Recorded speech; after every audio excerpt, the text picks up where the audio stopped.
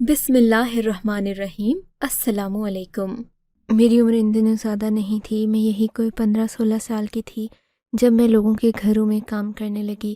ابا کی وفات کے بعد اماں ہی گھر کا سارا خرچہ چلاتی تھیں۔ اماں کے پاس اتنا پیسہ تو تھا نہیں، پہلے وہ اپنا زیور بیچ بیچ کر گزارا کرتی رہیں، لیکن اب جب کہ میں جوان ہو چکی تھی، ان کی بیوی کو بھی 15 سال ہو چکے تھے، تبھی وہ مجھ سے کہتی کہ بیٹی اب تو بھی لوگوں کے گھروں میں کام کرنا شروع کر دے، لیکن اپنا دامن بچا کر رکھنا۔ لوگ کام والیوں کو اپنی ملکیت سمجھتے ہیں، چاہتے ہیں کہ ہم ان کے ساتھ جو چاہیں کریں، وہ آگے سے اف تک نہ کرے، پر تمہاری ماں نے ساری زندگی عزت کی گزاری ہے، خدا کے لیے تم میری عزت پر آنچ نہ آنے دینا، اور کبھی بھی کسی آدمی سے بات نہیں کرنا۔ اگر کوئی تمہیں غلط طریقے سے ہاتھ لگانے کی چھونے کی کوشش کرے تو فوراً آ کر مجھے بتانا، اس گھر میں کام نہیں کرنا۔ ویسے تو میرے سبھی جاننے والے بہت اچھے لوگ ہیں، لیکن پھر بھی برے وقت کا پتہ نہیں ہوتا۔ میں اماں کی باتیں سنتی تو میرا دل کہتا کہ ضرور میرے ساتھ کچھ نہ کچھ ہونے والا ہے، نہ جانے کیوں میں بلا وجہ ہی بہت زیادہ پریشان رہتی تھی۔ لاکھ کوشش کرتی کہ ہنسوں پر ایسا نہ ہوتا۔ ایک دن میرا ایک چچا زاد بھائی آیا جو بنگلہ دیش میں نوکری کرتا تھا۔ اس کا نام عمیر تھا۔ عمیر کے گاؤں آتے ہی سب لوگ اس کے پاس ٹوٹ پڑے تھے۔ عمیر ڈھیر سارا پیسہ کما کر لایا تھا، اسی لیے سب لوگ اس کے آگے پیچھے پھرتے۔ کسی کو اپنے بچے کا کام کروانا تھا تو کوئی عمیر سے مدد لینا چاہتا تھا، لیکن میں عمیر کی کزن تھی، میں ابھی تک اس کے ساتھ ملنے نہیں گئی تھی، کیونکہ ابا کی وفات کے بعد میں لوگوں کے گھروں میں کام کرنے لگی تھی۔ مجھے اپنے رشتہ داروں سے بہت شرم آتی تھی۔ ایک دن ہمارے گھر کے دروازے پر دستک ہوئی۔ عمیر خود ہی ہمارے گھر آ گیا تھا۔ آتے ہی اس نے مجھے دیکھا تو اس کی آنکھیں پھٹ پڑیں۔ بولا، تم تو بڑی ہو گئی ہو، جب میں گیا تھا تم چھوٹی سی تھی۔ میں نے کہا ہاں بھیا، بس وقت گزر گیا اور میں بڑی ہو گئی۔ بولا کہ بھائی نہ کہو مجھے، میں تمہاری نہیں لگتا۔ مجھے اس کی یہ بات عجیب سی لگی تھی، لیکن میں چپ رہی تھی۔ مجھے عموماً ایسی باتوں کے جواب نہیں آتے تھے، یہ تو خیر بڑی ہی مشکل بات تھی۔ عمیر کی شخصیت کافی بدل چکی تھی، وہ پہلے جیسا نہیں رہا تھا۔ اس نے داڑھی منڈا لی تھی، سر پر بھی تھوڑے سے بال تھے، اور وہ بہت عجیب سے خد و خال کا مالک ہو گیا تھا۔ میں چوتھی جماعت میں تھی جب عمیر یہاں سے بنگلہ دیش گیا تھا، اور اب جب کہ وہ آیا تھا تو اس کی شخصیت مکمل طور پر بدل چکی تھی۔ میں عمیر کے سامنے نہیں جاتی تھی، لیکن ایسا ہوا کہ اس رات عمیر اماں سے کہنے لگا کہ میں یہیں پر رکنا چاہتا ہوں۔ میں حیران تھی کہ عمیر کو ہمارے غریب خانے میں ایسا کیا نظر آتا ہے کہ وہ ہمارے گھر میں رکنا چاہتا ہے۔ اس کی وجہ تو بعد میں سمجھ آئی۔ رات ہوئی تو میں اپنے کمرے میں چلی گئی، لیکن عمیر باہر صحن میں چکر کاٹ رہا تھا۔ اماں اپنے کام سے باہر گئی ہوئی تھی، گھر میں اور عمیر ہی تھے۔ اماں کو عمیر پر اندھا بھروسہ تھا، اسی لیے وہ مجھے اس کے ساتھ اکیلا چھوڑ کر چلی گئی۔ ویسے بھی عمیر مجھ سے عمر میں 15 سال بڑا تھا، لیکن عمیر نے تو اپنی اوقات دکھا دی۔ اماں کے جانے کے بعد میرے دروازے پر آیا اور بولا، میں تم سے ایک بات کرنا چاہتا ہوں۔ میں نے پوچھا کیا بات؟ کہنے لگا، دیکھو بہن بھائی کا رشتہ صرف سگے بہن بھائیوں میں ہوتا ہے، میرا تم سے نکاح جائز ہے۔ یہ سن کر میں حیران رہ گئی، تو تم کہنا کیا چاہتے ہو؟ دیکھو سلونی، تم بھی اتنی زیادہ اب چھوٹی بچی تو ہو نہیں، جوان ہو، ان باتوں کو سمجھتی ہو۔ میں تم سے محبت کرتا ہوں، تم سے شادی کرنا چاہتا ہوں۔ یہ بات سن کر دل ہی دل میں مجھے خوشی بھی ہوئی تھی، کیونکہ عمیر کی شخصیت ہزاروں لاکھوں میں ایک تھی۔ کون لڑکی نہیں چاہے گی کہ عمیر جیسے لڑکے کی دلہن بنے، لیکن عمیر کی کچھ شرطیں تھیں۔ کہنے لگا، میں تم سے نکاح تو کروں گا، پر تم یہ تو جانتی ہو نا کہ میں کس طرح کا لڑکا ہوں۔ میں نے ساری زندگی محنت کرتے ہوئے گزاری ہے، مجھے محنتی لڑکیاں پسند ہیں۔ گھر بیٹھ کر برتن دھونے والی، روٹیاں پکانے والی لڑکی سے میری بات چیت نہیں ہو سکتی۔ تبھی میں تمہیں بھی بنگلہ دیش نوکری کے لیے لے جاؤں گا، پھر جب تمہاری شخصیت اچھی بن جائے گی تو ہم دونوں شادی کریں گے، اور شادی بھی خوب دھوم دھام سے کریں گے۔ تم بھی اپنی شادی بہت اچھے سے کر سکو گی۔ ابھی اگر ہم نے شادی کر لی تو تمہارے سارے خواب ادھورے رہ جائیں گے، نہ ہی تم نوکری کر سکو گی، نہ ہی تمہارا کوئی اور سلسلہ چلے گا۔ سو اچھا ہے کہ پہلے خود کو میرے قابل بناؤ۔ عمیر کی بات سن کر میں چپ رہ گئی تھی۔ ظاہر ہے باہر سے کام کر کے پڑھ کر آنے والا لڑکا اب ایک کام والی لڑکی سے کیوں شادی کرتا؟ صرف خوبصورتی ہی سب کچھ نہیں ہوتی۔ عمیر چاہتا تھا کہ میں پڑھ لکھ کر ایک اچھی شخصیت کی مالک بنوں، اس کے بعد وہ مجھ سے شادی کرے۔ میں نے کہا کہ بالکل عمیر، یہ تو تمہاری مہربانی ہے جو تم نے مجھ جیسی عام شکل والی لڑکی کو پسند کیا۔ تم بھی جانتے ہو کہ میرے ابا کی وفات کے بعد ہمیں کسی رشتہ دار نے نہیں پوچھا، بس تب سے ہی میں لوگوں کے گھروں میں کام کر رہی ہوں۔ میرے لیے زندگی بہت مشکل ہو گئی تھی، لیکن اب تم نے مشکل ہو گئی تھی، لیکن اب تم نے محبت دی ہے تو میں اس محبت کا بھرم رکھوں گی۔ زندگی ساری تمہاری غلام بن کر رہوں گی، تم جو کہو کہ میں وہی کروں گی۔ تمہارا بہت بہت شکریہ۔ میں عمیر کی باتوں سے خوش بھی ہو گئی تھی اور آنے والی زندگی کے بارے میں فکر مند بھی ہو گئی تھی، کیونکہ مجھے یہ نہیں پتہ تھا کہ میں نے کیسے خود کو عمیر کے قابل بنانا ہے۔ عمیر کہنے لگا، کل تم اپنے گھر سے ذرا دور آنا، میں تمہیں ایک جگہ کھانا کھلانے لے کر جاؤں گا، وہاں جا کر تمہیں ساری بات سمجھاؤں گا۔ اگر تمہاری امی کے سامنے بات کروں گا تو وہ محسوس کریں گی، کہیں گی کہ میری بچی کو پٹیاں پڑھا رہا ہے، اسے بنگلہ دیش لے جانا چاہتا ہے۔ میں نے کہا نہیں، تم جیسا کہو گے میں وہی کروں گی۔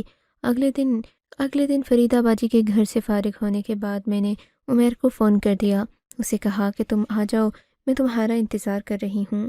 عمیر تو جیسے پہلے ہی میرے لیے بیٹھا تھا، اس نے فوراً ایک گاڑی بھجوائی، میں اس میں بیٹھی اور وہ مجھے ایک ہوٹل میں لے کر چلا گیا۔ مجھ سے ڈھیروں باتیں کی، اظہار محبت کیا اور پھر کہنے لگا، میں تمہیں اپنے ساتھ بنگلہ دیش لے جانا چاہتا ہوں، تم وہاں نوکری کرو گی تو تمہاری شخصیت خود بخود بدل جائے گی۔ بنگلہ دیش بہت ترقی والا ملک ہے، اب ایسا بھی نہیں ہے کہ وہاں جا کر تم کبھی خوش نہیں رہ پاؤ گی یا وہاں ترقی نہیں ہے۔ بنگلہ دیش کے جو صحیح والے شہر ہیں وہاں پر لڑکیاں بہت اچھا کھاتی پیتی ہیں اور اچھی نوکری کرتی ہیں۔ اس کے بعد تم دبئی چلی جانا، دبئی میں بھی تم جیسی لڑکیوں کے لیے بہت کام ہیں۔ میں اس وقت اس کی بات نہیں سمجھی تھی، میں نے کہا ٹھیک ہے، تم مجھے لے چلو، میں تمہاری ہر صورت میں ساتھ دوں گی، مدد بھی کروں گی۔ کہنے لگا، پر اس کی ایک شرط ہے کہ تم اپنی ماں کو مت بتانا، تمہاری ماں کہے گی کہ میرا ایک ہی سہارا ہے، وہ بھی مجھ سے چھین کر لے جا رہا ہے۔ جب تم ایئرپورٹ پر چلی جاؤ گی تو پھر دبئی پہنچ کر ہی اپنی ماں کو کال کرنا تاکہ وہ کچھ کر نہ سکے، ورنہ اگر ابھی تم نے اسے بتا دیا تو وہ سب سے دباؤ ڈلوا کر تمہیں روک دے گی، اور ویسے بھی ہمارے کسی رشتہ دار کی مرضی نہیں ہے کہ تم باہر کام کرنے کے لیے یا پڑھنے کے لیے جاؤ۔ یہ نہیں پتا کہ تم مجھ سے اور میں تم سے کتنی محبت کرتا ہوں۔ میں اس کی باتیں سن کر شرما گئی تھی، میرے تو آنے والے دنوں کے بارے میں خواب ختم نہیں ہو رہے تھے۔ اگلے دن منہ اندھیرے میں عمیر کے ساتھ نکل آئی تھی۔ میں نے یہ بھی نہیں سوچا کہ میرے تو کاغذات بنے ہی نہیں، بس میں عمیر کی باتوں پر بھروسہ کر کے گھر سے نکل آئی۔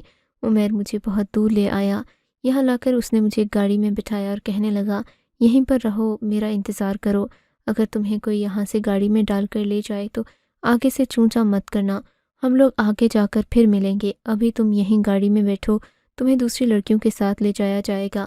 میں عمیر کے کہنے پر وہاں بیٹھ گئی۔ تھوڑی دیر کے بعد اور بھی لڑکیاں تھیں جو میرے ساتھ تھیں اور ہم سب کو ایک بند گاڑی میں بٹھا کر بہت دور لے جایا گیا۔ میرا دم گھٹ رہا تھا کیونکہ گاڑی کے اندر مکمل اندھیرا تھا اور میرا تو دم بھی گھٹ رہا تھا، لیکن خیر، کافی گھنٹے کی مسافت کے بعد جب ہم لوگ ایک سمندر کے کنارے رکے تو مجھے لگا جیسے مجھے نئی زندگی ملی ہے۔ یہ کئی دنوں پر محیط سفر تھا جس نے مجھے نڈھال کر دیا تھا۔ ہمیں اس دوران کھانے کو بھی کچھ خاص نہیں ملا تھا۔ میں اس قدر پریشان اور زندگی سے بدحال ہو گئی تھی کہ رو رو کر اپنی ماں کو یاد کرنے لگی، لیکن میرے پاس اپنی ماں کا کوئی رابطہ نہیں تھا، نہ ہی ہمارے گھروں میں فون تھے جو کہ مجھے پتہ ہوتا کہ میری ماں اس وقت کہاں ہے۔ یہ تو عمیر کا دیا ہوا موبائل تھا جو میں نے ایک دن پہلے استعمال کرنا سیکھا تھا۔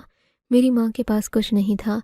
خیر، اب سوائے رونے کے میرے پاس اور کچھ نہیں تھا۔ وہاں پر موجود لڑکیوں کو بھی اسی طرح لایا گیا تھا، کوئی نوکری کی امید میں آئی تھی تو کوئی پڑھائی کے لیے۔ میں اس قدر پریشان تھی کہ بتا نہیں سکتی۔ خیر سے میں نے ان لڑکے سے اپنی کہانی سنائی، ان کے ساتھ بھی یہی ہوا تھا۔ مجھے لگا جیسے عمیر مجھے یہاں چھوڑ کر چلا گیا ہے، پر میں کیا جانتی تھی کہ زندگی میں اور کیا کیا آنے والا ہے۔ ایک آدمی آیا، اس نے سب لڑکیوں کو قد کی بنیاد پر الگ الگ کر دیا، چھوٹی لڑکیاں ایک طرف، لمبی اور کالی لڑکیاں ایک طرف، کالی لڑکیاں ایک طرف، غرض یہ کہ مختلف گروپ بن گئے تھے لڑکیوں کے۔ مجھے بھی خوبصورت لڑکیوں کی فہرست میں رکھا گیا تھا۔ پھر ان سب نے ہمیں الگ الگ گاڑیوں میں بٹھایا، ایک گاڑی ایک شہر تو دوسری گاڑی دوسرے شہر چل پڑی۔ میں جس گاڑی میں بیٹھی تھی اس کو ایک بھارتی آدمی چلا رہا تھا، وہ ہم سب کو بہت گالی بھی دے رہا تھا، لیکن ہم لوگ چپ چاپ بیٹھی تھیں، ہم اور کر بھی کیا سکتی تھیں، ہم اب اس آدمی کے رحم و کرم پر تھیں۔ گاڑی چلاتا ہوا وہ ایک بڑی سی جگہ پر آ گیا، یہ تنگ و تاریک تھی، لیکن درمیان میں ایک کھلا گراؤنڈ تھا جہاں پر گاڑی کو روکا گیا تھا۔ گاڑی کا دروازہ کھلا، اس آدمی نے ہم سب کو باہر نکلنے کا حکم دیا۔ ہم ڈری سہمی ہوئی تھیں کیونکہ ہمیں اس شہر کے بارے میں اور نہ ہی اس ماحول کے بارے میں کچھ پتہ تھا۔ میں چپ چاپ اس آدمی کو دیکھ رہی تھی جبکہ وہ غصے سے پھنکارتا ہوا ہم سب سے کہہ رہا تھا کہ اب سے تم سب نے ہماری بات ماننی ہے، اگر کوئی لڑکی چالاکی دکھانے کی کوشش کرے گی تو اس کے ساتھ اتنا برا ہوگا کہ وہ سوچ بھی نہیں۔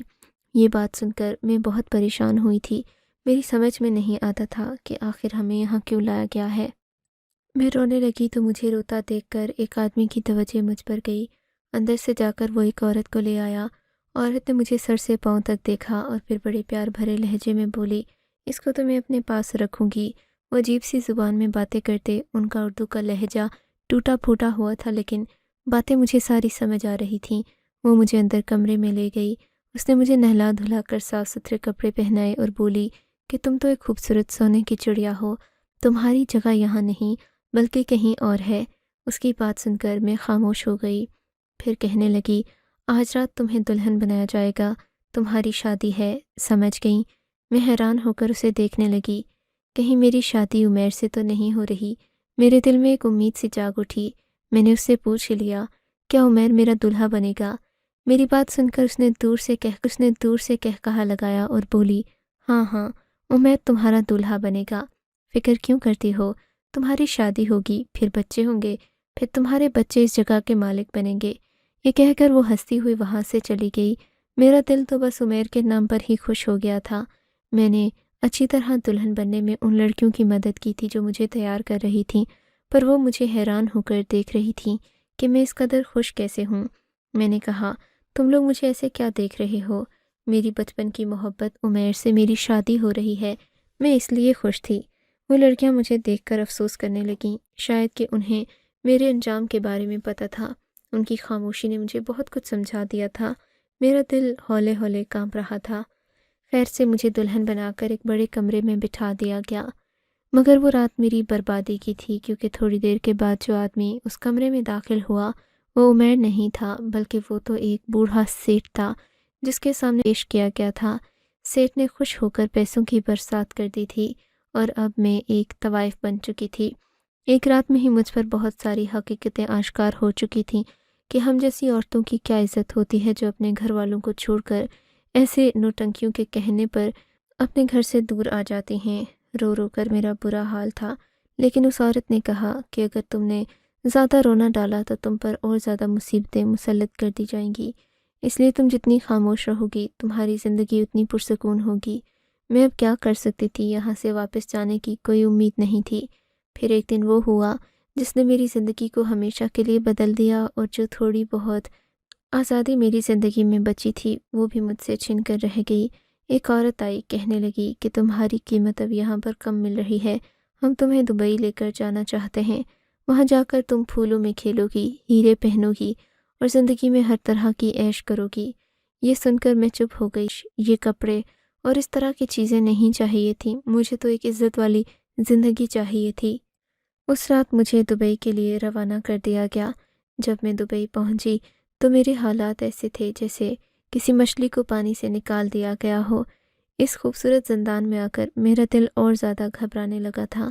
میں چاہتی تو یہاں سے بھاگ جاتی، کہیں نہ کہیں جا کر اپنا سر ہی دے مارتی، کم از کم اپنی زندگی کا خاتمہ تو کر لیتی، لیکن میں نے ایسا نہیں کیا۔ شاید زندگی میں مجھے کچھ بہتر ہونے کی امید تھی۔ میں بیٹھی رہی۔ اس طرح مجھے ایک بہت بڑے ہوٹل میں لے جایا گیا۔ وہاں لے جا کر مجھے سب سے پہلے ایک ایسے کمرے میں بند کیا گیا جو کہ بہت زیادہ خوبصورت تھا۔ یہاں دنیا کی ہر چیز موجود تھی۔ میرے ساتھ ایک لڑکی تھی جس کا تعلق شاید بھارت سے تھا۔ مجھ سے کہنے لگی، اب سے جو ہم کہیں گے تم وہی کھاؤ گی، جو ہم کہیں گے وہ پہنو گی، اور ہاں تم پر روٹی اور سبزی تو بالکل ہی بند ہے، تم نے یہ چیزیں نہیں کھانی۔ میں حیران ہو کر اسے دیکھنے لگی۔ خیر سے اس دن سے مجھے روٹی اور باقی سبزی وغیرہ کھانے پر پابندی لگ گئی تھی۔ اب میں ایک ہی کمرے میں رہتی، مجھے مختلف قسم کی مشقیں کروائی جاتی، یہاں تک کہ میں بس پورا دن یہی کام کرتی رہتی۔ ان لوگوں کا کام میری جسمانی نمائش کو بڑھانا تھا، سو مجھ پر طرح طرح کے تجربے کیے جاتے تھے۔ اب میں کافی حد تک خوبصورت بھی ہو گئی تھی۔ یہاں آنے کے بعد سے میری زندگی بالکل بدل چکی تھی، کم از کم مجھ پر جسمانی تشدد نہیں ہوتا تھا۔ ایک دن ایک عجیب واقعہ ہوا جس نے مجھے میری اوقات یاد دلا دی، ورنہ تو میں خود کو بہت حسین سمجھنے لگی تھی۔ ہمارے ہوٹل میں ہی सब्जियों का एक स्टॉल लगा था, सब्जियां भी थीं, खाने की चीज़ें भी थीं। मुझे तो अपना मोहल्ला याद आ रहा था जब मैंने एक स्टॉल पर कटी हुई मूली देखी, जिसको हम लोग भी इसी तरह काट कर खाया करते। मैं पाकिस्तान होती थी तो मैं भी ऐसे ही रेढ़ी वालों से कटी हुई मूली लेती जिस पर मसाला लगा होता, मज़े ले लेकर खाती थी। यहाँ पर एक सफ़ेद किस्म की प्लेट में मूलियाँ कटी हुई पड़ी थीं। उन्हें देखकर मेरा दिल ललचाया। बहुत दिनों से मैं फीके जैतून और बहुत सारी ऐसी चीज़ें खा रही थी जो खाने का मेरा बिल्कुल भी मन नहीं चाहता था। मेरा वज़न अब बहुत ही ज़्यादा अच्छा था, यानी मैं न दुबली थी न ज़्यादा पतली थी, बल्कि बहुत ही सेहतमंद तरीके से मेरी नशोनुमा जारी थी। तभी मैंने वो मूलियाँ देख लीं, मेरा दिल ललचाया। मैं ऊपर वाले फ्लोर से भागकर नीचे फ्लोर पर आई, उन मूलियों वाली प्लेट पर झपट्टा मारकर उन्हें उठाया। आसपास मौजूद सभी लोग मुझे देखने लगे। मैं वो मूलियाँ खाने लगी। मेरे पास खड़ा आदमी मुझे देखकर मुस्कुराया और बोला, ये हीरा कहाँ था? किसने यहाँ छुपा कर रखा था? उस आदमी की मुस्कुराहट देखकर मैं समझ गई कि ये मुझे किस नज़र से देख रहा है। तभी वहाँ पर वो लड़की आ गई जिसने मुझे खाने पीने पर पाबंदी लगा रखी थी। उसने मुझसे मूलियों वाली प्लेट छीनी और बोली, मैंने तुम्हें 100 बार मना किया है कि ऐसी चीज़ें नहीं खानी। ये तो बांग्लादेशी भी नहीं खाती हैं, जिनके जिस्म इतने लटके हुए होते हैं, और तुम पर हम लाखों रुपए खर्च कर रहे हैं। एक तुम हो कि तुम्हें अपने पेट पर ही काबू नहीं है। आइंदा किसी किस्म की सब्ज़ी या फिर रोटी तुम नहीं खाओगी। जो तुम्हें दिया जाता है वही खाया करो, वरना मुझसे बुरा कोई नहीं होगा। उस लड़की को देखकर वो आदमी मेरे बारे में फ़िक्रमंद हो गया। बोला कि तुम लोगों ने इसको यहाँ कैद करके रखा है क्या? जी सर, ये तो हमारी पॉलिसी है और ये होटल की तरफ से है, हम कुछ नहीं कर सकते। वो आदमी ये देखकर खामोश हो गया। शायद उसके दिल में मेरे लिए हमदर्दी पैदा हो गई थी, लेकिन मैं समझी कि अब उसे मैं भूल चुकी होंगी। 2-3 दिन गुजरे थे कि हमारे होटल पर वो आदमी दोबारा आया। उसने आकर कि मैं उस पाकिस्तानी लड़की से मिलना चाहता हूँ। वो आदमी जब मुझसे मिला, मासूमियत और ख़ूबसूरती से बहुत मुतासिर हुआ। मेरी उम्र सिर्फ 18 साल थी। कहने लगा, तुम्हें लोगों ने यहाँ कैद करके रखा है। ये तुम्हें इस तरह की चीज़ें इसलिए खिला रहे हैं ताकि तुम ज़्यादा अरसा जवान रहो और इनके काम आ सको। ये तुम्हारा बहुत बड़ा सौदा करेंगे। अभी तुम इससे वाकिफ़ नहीं हो। तुम पर लाखों रुपए खर्च कर रहे हैं क्योंकि तुम्हें दुनिया भर की मशहूर तवाइफ बनाना चाहते हैं। लेकिन अगर तुम यही सब करती रही तो तुम्हारे लिए ज़िंदगी बहुत मुश्किल हो जाएगी। अगर तुम आज़ादी चाहती हो तो तुम्हें एक बार हिम्मत करना होगी। कल परसों मैं दोबारा आऊँगा और तुमसे अगर पुलिस वाले ये पूछें कि तुम्हें यहाँ पर कैद किया गया है तो तुम हाँ में सर हिला देना और चीख चीख कर अपनी मज़लूमियत की दास्तान सुनाना, वरना तुम यहाँ हर रोज़ बिकती रहोगी, नाचती रहोगी। तुम्हारी कोई ज़िंदगी और आखिरत नहीं होगी। मैं तुम्हें इज़्ज़त की ज़िंदगी देना चाहता हूँ। उस आदमी की बात सुनकर मैं खुश हो गई थी। मैंने दिल ही दिल में सोच लिया कि मैं वही करूँगी जो उसने मुझे कहा है। दिन के बाद पुलिस की गाड़ियों ने हमारे होटल पर छापा मारा। उनके साथ वो आदमी भी था। पुलिस वालों को उस लड़की ने बताया कि हमने यहाँ पर इसे हर किस्म की सहूलत दे रखी है, ये यहाँ बहुत खुश है। मैंने चीख चीख कर उसी तरह अपनी मज़लूमियत का रोना रोया जैसे उस आदमी ने मुझे कहा था। सब लोग मुझे हैरान होकर देखने लगे। शायद उनकी नज़र में तो मैं गद्दार थी, लेकिन मैं अपने साथ वफ़ा कर रही थी। मैं यहाँ से निकलने के लिए सब कुछ कर रही थी। उन लोगों ने मुझे वहाँ से आज़ादी दिलवा दी और वो शेख मुझे अपने घर ले गया। वो बहुत ही हमदर्द और नेक इंसान था। मैंने सोचा कि अब मेरी ज़िंदगी पुरसकून ही रहेगी, पर यहाँ आकर भी बहुत सारी दर्द और बहुत सारी तकलीफ़ें मेरी मुंतज़िर थीं। शेख साहब की पहले ही 3 बीवियाँ थीं। वो मुझे अपनी चौथी बीवी बना कर लाए थे। ज़िंदगी अगरचे बहुत हसीन है, पर इज़्ज़त का एहसास मुझे अब भी नहीं होता, क्योंकि शेख साहब भी मुझे बस अपनी ख्वाहिशात पूरी करने के लिए ब्याह कर लाए थे। उन्होंने मुझसे मोहब्बत नहीं की और ना ही मेरा ख्याल रखा। मैं आज भी अपनी ज़िंदगी के उन सुनहरे दिनों को याद करके रोती हूँ जिनमें ना ये ऐशो इशरत थी, ना इस तरह के कपड़े जूते और तरह तरह के खाने, लेकिन सुकून था और इज़्ज़त थी। काश मैं अपनी माँ तक दोबारा पहुँच सकूँ। पता नहीं मेरी माँ कहाँ होगी और कैसी होगी। आपको अगर ये कहानी अच्छी लगी है तो इस वीडियो को लाइक कीजिए और इस तरह की मज़ीद कहानियाँ सुनने के लिए हमारे चैनल को ज़रूर सब्सक्राइब कीजिए। कहानी सुनने का शुक्रिया।